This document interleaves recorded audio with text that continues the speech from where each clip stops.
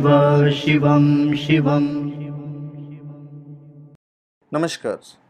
आप सबका हमारे चैनल श्रीमद् होम रेमेडीज़ पर स्वागत है। इस वीडियो में हम आपको बताने जा रहे हैं इज़राइल के इतिहास के बारे में।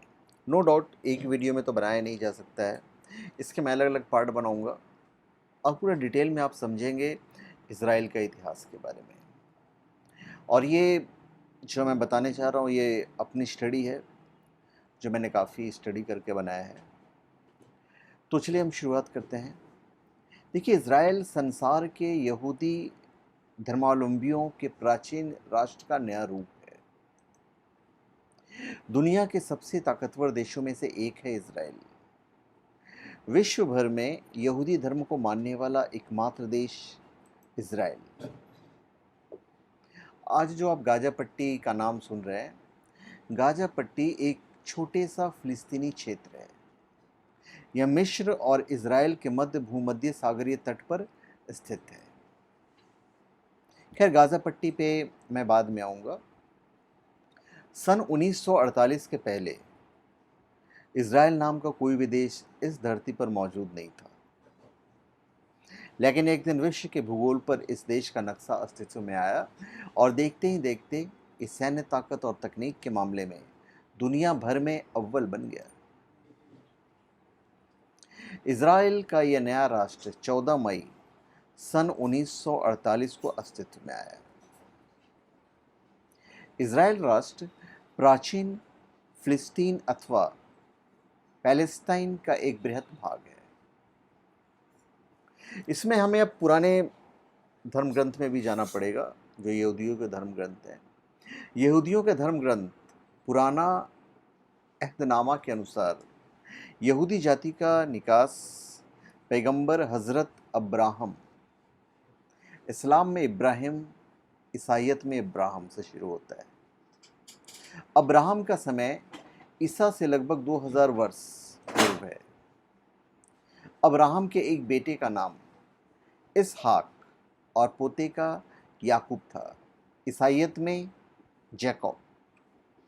याकूब का ही दूसरा नाम इज़राइल था। याकूब ने यहूदियों की 12 जातियों को मिलाकर एक किया और इन सब जातियों का यह सम्मिलित राष्ट्र इज़राइल के नाम के कारण इज़राइल कहलाने लगा और आगे चलकर इब्रानी भाषा में इज़राइल का अर्थ हो गया ऐसा राष्ट्र जो ईश्वर का प्यारा हो। हालांकि इस देश का इतिहास भारत से काफ़ी मिलता जुलता है। भारत की तरह आज़ादी के बाद फ़िलिस्तीन भी 3 भागों में बटा, जिसमें एक हिस्सा यहूदियों को इज़राइल के रूप में मिला और बाकी 2 हिस्सा अरबों को मिला। तो फ़िलिस्तीन से अलग होकर बने इस नए देश इज़राइल की जो कहानी है वो हम आपको बताने चाह रहे हैं। गाज़ा पट्टी में तो खैर हम बहुत बाद में आएंगे, जो हम आपको बताएंगे ही बताएंगे। यहूदी बाहुल्य इज़राइल, जिसकी प्रमुख भाषा हिब्रू है, फ़िलिस्तीन का ही बृहद रूप है। सीरिया और जॉर्डन के साथ भूमध्य सागर से घिरे हुए इस खूबसूरत इज़राइल का जन्म विश्व पटल पर कैसे हुआ, तो इसे जानने समझने के लिए भी हमें इतिहास के गर्त में जाना होगा। तो जब वहाँ पे जाएंगे तो फिर 3 धर्मों का जो पवित्र स्थल है जेरूशलम, वहाँ भी बात आएगी। ईसाइयों के धर्म ग्रंथ बाइबल के प्रथम खंड और यहूदियों के सबसे प्राचीन ग्रंथ ओल्ड टेस्टामेंट से यहूदियों के इतिहास के बारे में जानने को मिलता है। तो हम थे याकूब पे। याकूब के एक बेटे का नाम यहूदा अथवा जूदा था। यहूदा के नाम पर ही उसके वंशज यहूदी कहलाए, या जुदा या जीविस कह लीजिए आप, जीविज, और उनका धर्म यहूदी धर्म जुदाइज्म कहलाया। प्रारंभ के शताब्दियों में याकूब के दूसरे बेटों की संतानें इज़राइल या बनी इज़राइल के नाम से प्रसिद्ध रही। फिलिस्तीन और अरब के उत्तर में याकूब के इन संततियों की इज़राइल और जुदा नाम की एक दूसरे से मिली हुई किंतु अलग अलग दो छोटी छोटी सल्तनतें थीं और दोनों में शताब्दियों तक गहरी शत्रुता रही और अंत में दोनों मिलकर एक हो गए।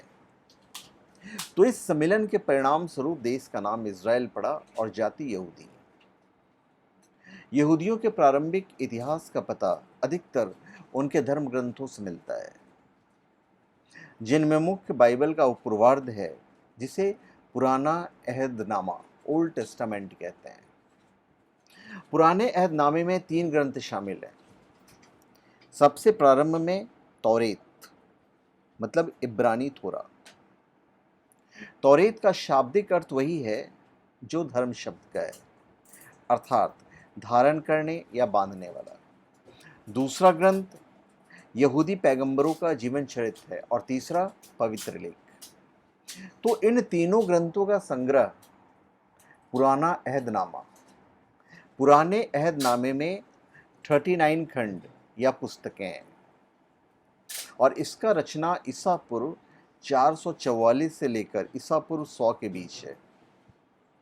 तो पुराने अहदनामे में सृष्टि की रचना, मनुष्य का जन्म, यहूदी जाति का इतिहास, सदाचार के उच्च नियम, धार्मिक कर्मकांड, पौराणिक कथाएं और यही के प्रति प्रार्थनाएं शामिल हैं। अभी हम इब्राहिम और मूसा पर भी आएंगे। अभी ओल्ड टेस्टामेंट के अनुसार यहूदी जाति का निकास पैगंबर हजरत इब्राहिम से शुरू होता है, जिसे इस्लाम में इब्राहिम, ईसाइयत में अब्राहम कहते हैं। और इज़राइल की राजधानी जेरूशलम तीनों धर्मों यहूदी, ईसाई और इस्लाम का संगम स्थल है।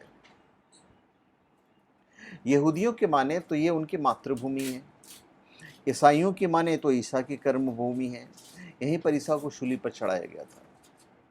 वहीं मुस्लिमों की माने तो यहाँ की अल अक्सा मस्जिद से ही इस्लाम की शुरुआत हुई और इसी स्थान से पैगंबर मोहम्मद साहब ने स्वर्ग के लिए प्रस्थान किया था। यानी यह स्थान तीनों धर्मों के लोगों की आस्थाओं का केंद्र है।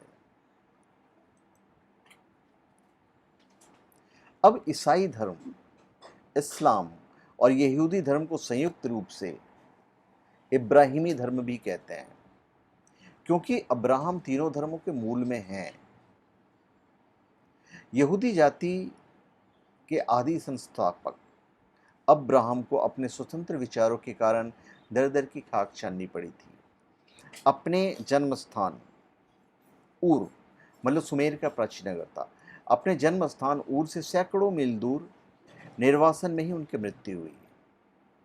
अब्राहम के बाद यहूदी इतिहास में सबसे बड़ा नाम मूसा का है।